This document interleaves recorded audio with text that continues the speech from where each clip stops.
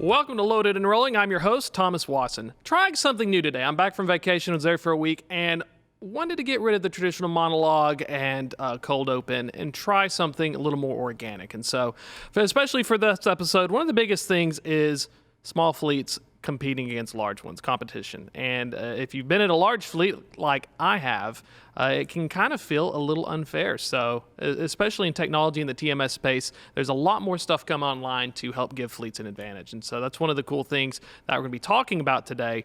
And we're going to be bringing on our guest as well. Super excited to be welcoming Guillermo Garcia, co-founder and CEO of Smarthop. If you don't know about them, they're a software help fleets become more efficient and profitable. So we're talking like spot market analysis, booking, trip management, payment reporting, all that in a bag of chips. And so super excited to welcome on Guillermo. Welcome, sir. A lot going on in this space, especially for small fleets in this tough market. Hey, Thomas. Yeah, definitely. Very interesting. And for some exciting, for some others struggling, but definitely interesting times. And you have a really cool story how you got into, especially being the co-founder of Smarthop. Tell us a little bit about yourself and your history and what made you want to get into, the TMS and tech game helping small fleets. So short story, I'm originally from Venezuela, started my first trucking company there, actually started as a pet food delivery guy, turned that into a trucking company that employed around 500 employees at some point. Fast forward, 2012, decided to move to the US, relocated to South Florida and started all over again. Unfortunately, nobody was there to tell me not to base an over-the-road trucking company in Miami. Terrible decision, had to learn the hard way. But anyways, I've been in trucking since I can remember. Love this industry, and more so, I love the people in the industry that are hardworking women and men out there, just finding a way to live and to have doing good for their families, well-being for their families. And having a Miami carrier, I wanted to ask this as well just before we dive into the main stuff here. What is it like when you are operating in a market like Miami? Because typically you can get good rates going in, but getting out there and trying to find ways out can be like really challenging. Yeah, don't take me back to those days. Really, really painful. Not only with loads across the board. If you think about insurance, we had one time an insurance company telling us that they were going to stop giving us insurance and that I had to relocate to Orlando, Tampa, or above, just because they were not wanting to do anything with the Miami-Dade area. And I can't just excuse them for making that decision. It's, they see the rates, they see what goes on down there. But either way, operationally speaking, Miami, South Florida as a whole is a dead end. A lot of freight goes down, not much gets generated.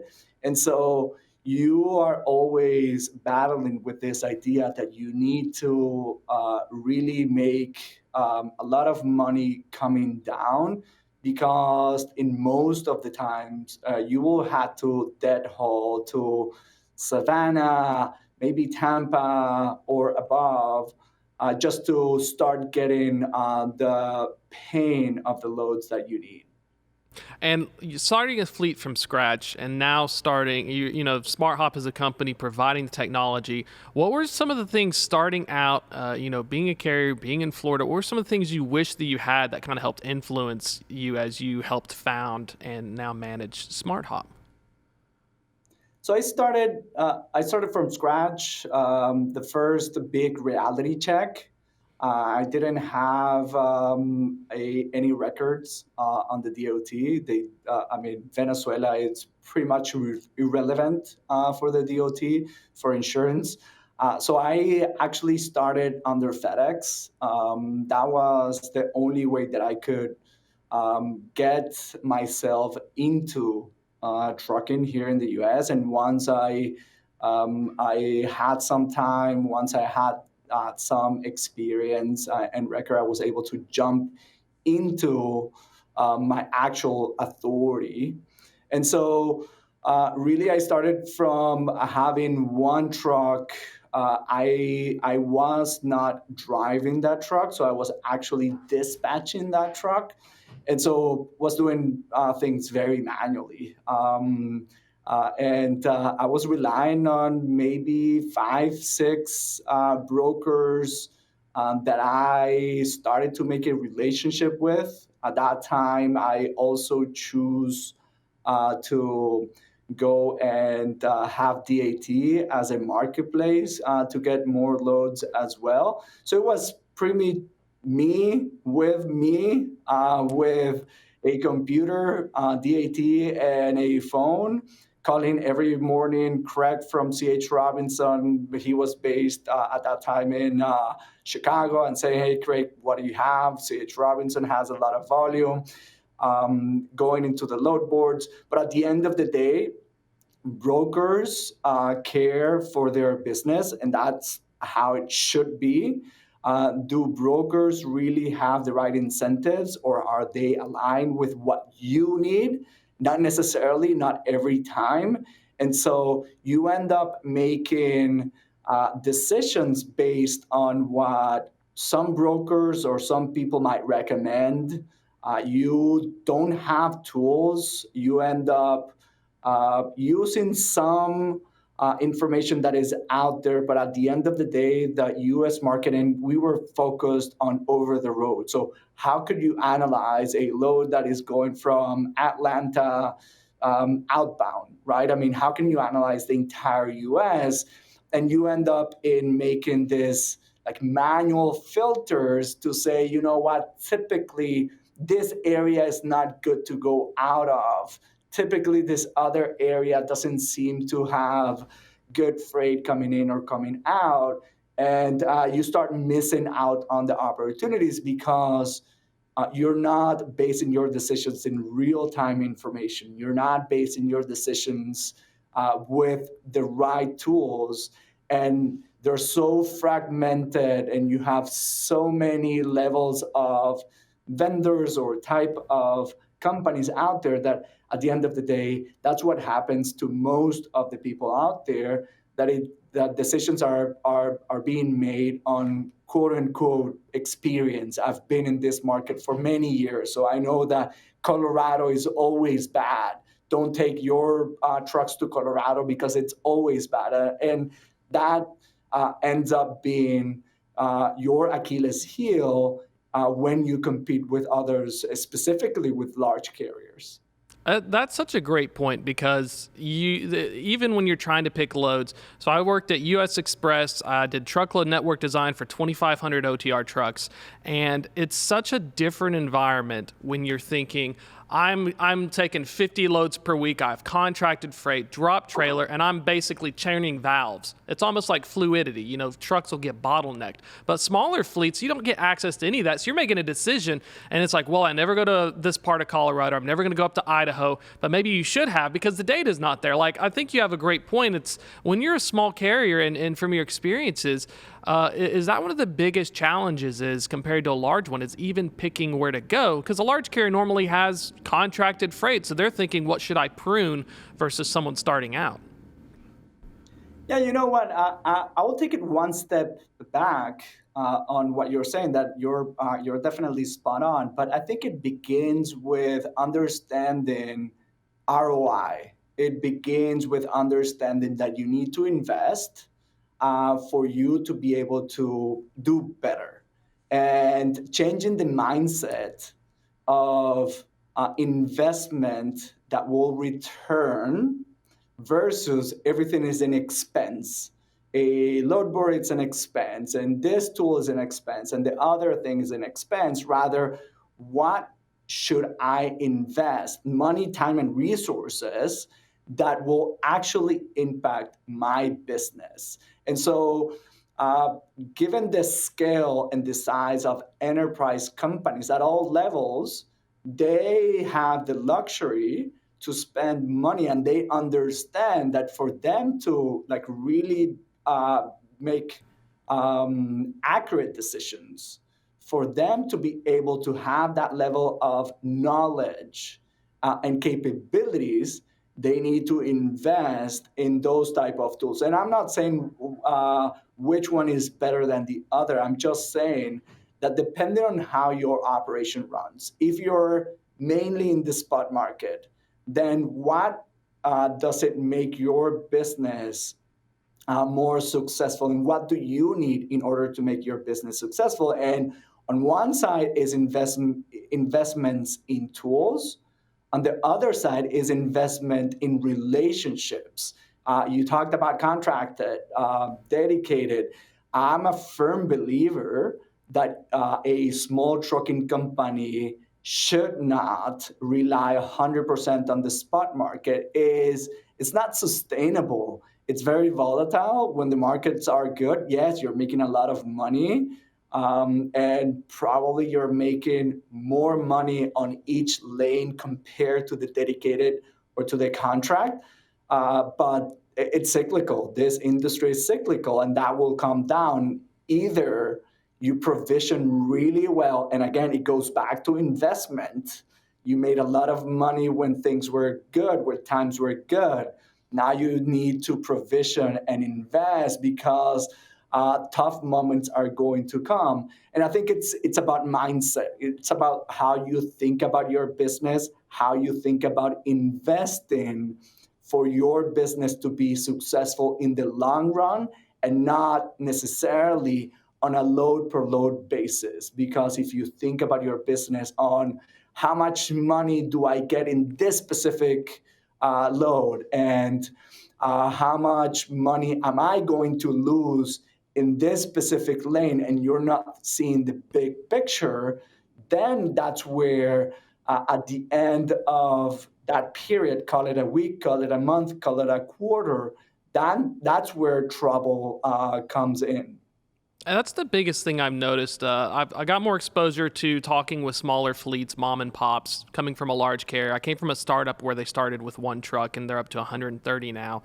And that was the biggest thing that blew my mind. Was there's a lot of drivers who think these large carriers are out to get them. They think that there's either a fear of collusion or why is that this is happening to me? And I don't think they understand that most of these large carriers are operating, it's like an airplane. You're in a Cessna and they're 30,000 feet up in a jumbo jet. If they're dipping into your airspace, it's because they need something. And I think these drivers, with lack of technology, the lack of investment, and the lack of knowledge, like you're saying, you're so focused on the week you can't even see far ahead. If you're looking to convince drivers, because this is one of the big things I've seen as well, skepticism on the tech. They're saying, well, I've already got my subscription to my load boards. I do that at the truck stop and everything.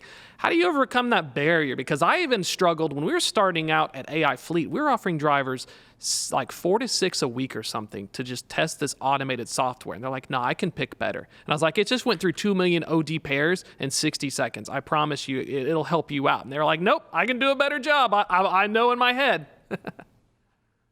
Yeah, definitely. And what I always tell very small fleets and owner operators is I think actually being a small fleet has a leverage. And what I mean about this is there's no way that US Express and the mega carriers could ever achieve the level of quality of a very small trucking company.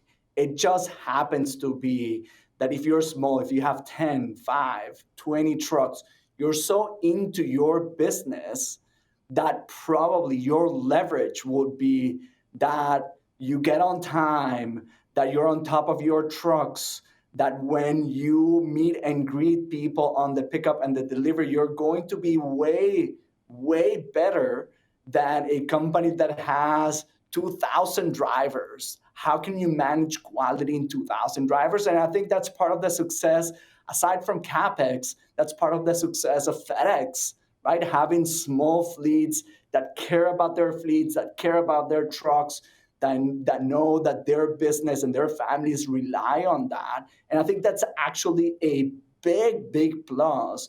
And so if you could have the same technology or better, if you are able to unlock the relationships that the mega carriers have, if we level the playing ground for those small fleets to compete at the same level as the big guys, there's no way that the mega carriers will be able to survive in playing head to head. The reality is the cost of operation when you don't have the leverage and you're trying to do it all on your own is way higher. So you can't compete with a mega carrier that pays fuel on wholesale price. They pay cost plus, maybe cost minus when you think about fuel and the agreements that they have with the big three, big four out there, right? And so I do believe that there is a way for those small fleets to build relationships. I believe, strongly believe, and that's why we jumped into Smarthop, that we can give the tools and the resources for those small fleets that have just a handful of trucks to be able to compete and to aim to grow. And I love the fact and the example that you gave on that startup that started with one and got to 100 plus trucks. That's possible, but you need to commit to invest in, you need to commit to making good decisions, and you need to be staying true to what you believe and how to operate to be able to compete with the mega carriers. That's such a great point. When we had service expectations, when you're at a large carrier, you're not. It's not like one customer. So imagine if you're in a market, you have Tractor Supply, Home Depot, Walmart, Procter and Gamble. They all want to be the customer you service, but you can't service them all because you may not. The variance means you're never going to have perfect service. A small fleet, though, on a service expectation, those 5 loads per week, I've got every driver assigned to it. You are the customer. So that's something that I think we don't hear a lot of. Is the opportunity to you have an advantage, and I think the tech part is something that we're sleeping on because I started back in 2014. Mega carriers have the technology stack they developed since the early 2000s. We know the tech's been there, but it's been cool since starting at FreightWaves to see this explosion in technology for smaller fleets. And that's one thing I like bringing you guys on, talking about what you're doing, because I don't think drivers have realized yet that the tech is there or just as good as what large fleets have. They just haven't, the message is getting caught up in the noise where it's, woe is me, the market's bad, the rates are bad, instead of I need to invest in this because it's out there. Yeah, you're spot on. And two things on that. One, I've been with enterprise carriers, and in many ways they have money, but they're doing some very bad old school way of running those businesses. And I do think that those small fleets that are getting their hands on innovative technology that is, as you say, coming to the industry are actually having better, not only UX UI, not only better experience, they actually have better technology than leading carriers. Not only they need to believe on that. What I do acknowledge is this is a huge industry where there's a lot of companies trying to sell something to small trucking companies. And so not only there is a lot of noise, I think generally speaking, small trucking companies have the feeling and have gone through bad experiences of companies and people selling an idea, selling a vision, selling a result that actually never gets to them. And so when you think about a company that has maybe 3 or 4 trucks and 4 or 5 families depend on that, and they rely on someone that sold them into maybe something that is not entirely true, and they don't see those results, and they end up in a bad situation, now it becomes a trust issue. When you think about and when you talk to not only drivers, company owners, dispatchers, when you ask them about brokers and shippers, there's this general idea that all brokers are bad and they should not exist because they're always taking something out of them. Actually, yes, there are bad brokers out there. There are bad shippers out there. There are bad trucking companies out there. That's where there is an important piece to it where you need to really think about who do you want to do business, who do you want to trust. And again, trust is not an easy hoop to jump through, because you probably are very skeptical of all the things that are out there of another either technology company or discount company or coupon company that are trying to sell something, and you end up feeling that everybody wants to take advantage out of you, right? I mean, when it's attention, they don't want to pay the attention. And so when it's layover, they don't want to pay layover. And so at the end of the day, it's all on me and everybody wants to take advantage. So how do companies jump through that trust issue is an important, and how do small trucking companies really can assess who to trust is another component on the entire industry being successful, and the entire small and mid-sized carriers having an actual leverage to be successful in a world where you need tools and resources to be able to compete. So let's say I have a fleet, 5 trucks. I don't have a tech stack. I'm, still trying to figure out how to grow and expand. From a feature standpoint, because some of these folks have been burned in the past, what are some of the things they need to look for from a provider or someone who's offering these TMS systems that are the features they need versus maybe it's kind of like a broker where they'll give you half of what you need, but they're also getting something out of you? Yeah, one thing that we focus a lot is in simplicity. The industry is already complex enough. Your job, if you're a dispatcher, if you're an owner operator and you're dispatching yourself, is complex enough to have tools that bring more work into that. So we like to say that the simpler, the better. And so we look at not only building, but we look at customers that like that simplicity. That's one. The second one is reliability in all sense, that you can rely on that system or that partner or that vendor to always be there and reliable, but genuinely reliable. And what that means is when I have an issue, when I'm in the heat of the moment, when it's Friday afternoon and I need to get a load just to have my trucks be on the road through the weekend, and you know that brokers after 5 p.m. they're not going to answer the phones, that you have a reliable partner. And then the third one is a partner, or a solution that is going to allow you to gain scale for you to be able to compete. At the end of the day, you are the one that makes the final decisions. You run your company. You should be able to run the company in the way that you like and that you need to run the company. You just need support and you just need the right partner in order for you to take the company to the levels that you want to take the company. And kind of wrapping things up as well, got about a minute-ish left. Anything on the horizon you're most excited about in the tech development that are going to help these small fleets compete? Anything new we should be paying attention to or watching in the next few months?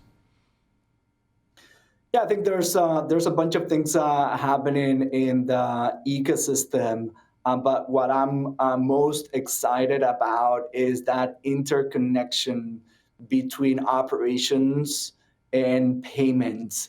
The entire flow of payments coming together into one experience, and not having to have scattered solutions across the board, but rather that you can operate your business and integrate that with the payments flow, AR and AP of your business.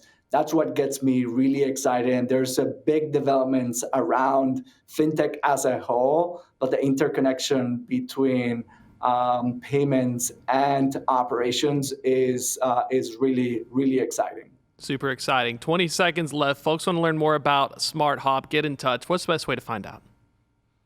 Best way is to go into our site, smarthop.com. You have all the information there, and we'll be happy to get on a phone call or sign you up. Guillermo, appreciate your time as always. This is really, really cool stuff as well, and hopefully we'll get some more folks seeing the future. We're catching up. It's not like the 80s anymore. Yeah, thank you so much, Damas. That's a wrap for today. If you're just joining us, though, catch us on Spotify and YouTube, wherever you may find podcasts. And as well, newsletter comes out Thursdays, 2 p.m., FreightWaves.com/loaded and rolling. That's it for this week. Catch you next week. We'll do it live.